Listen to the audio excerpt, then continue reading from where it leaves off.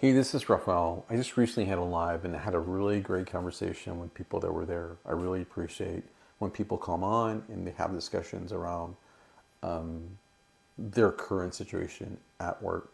So this one individual, which is going to be promoted into manager of managers, and which is great, a great opportunity to move up into that leadership role. If you're a manager managing other managers, there's one key thing. There's a couple of key points I want to point out that we had a discussion on. The first thing is that you've got to make an assumption is that the managers that you're going to manage don't have a lot of management training.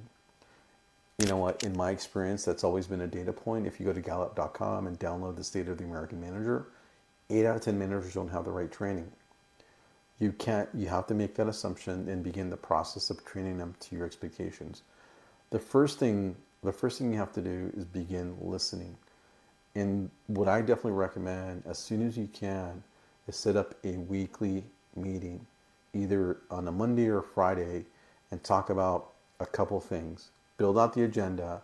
The first couple weeks, you want to understand what their KPIs are, what's their productivity, efficiency, cost per unit, and what are they fixing? What's the number one or two things that they're fixing in their department? That establishes that weekly meeting. It's not an hour and a half meeting. It's a 45-minute meeting to understand those things. Now, there's other things that you're going to be doing. I get it, around being a manager. There's a lot of headcount, all those different things. But if you want to begin establishing a performance-based culture, this is the key thing, because as a manager, more than likely you're going to have to deliver results rather quickly.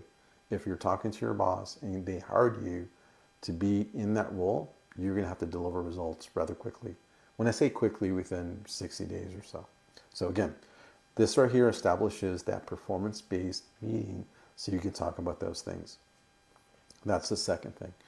The third thing is that you want to begin building that relationship with those managers by spending time with them during the week so they can show you what they're doing and all those different things that you talked about in that meeting. Because in that meeting, that gives you data points so you can follow up with individuals in the field or where they're at so they can show you what they just talked about in that meeting.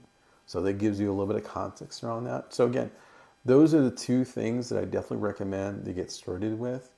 If you happen to become a manager, there's a lot more to this, right? But those are the two things that you're gonna have to walk into to begin the process of improvement in driving performance. I hope that helps. And again, if you find this helpful, please like, share, and save this video for later.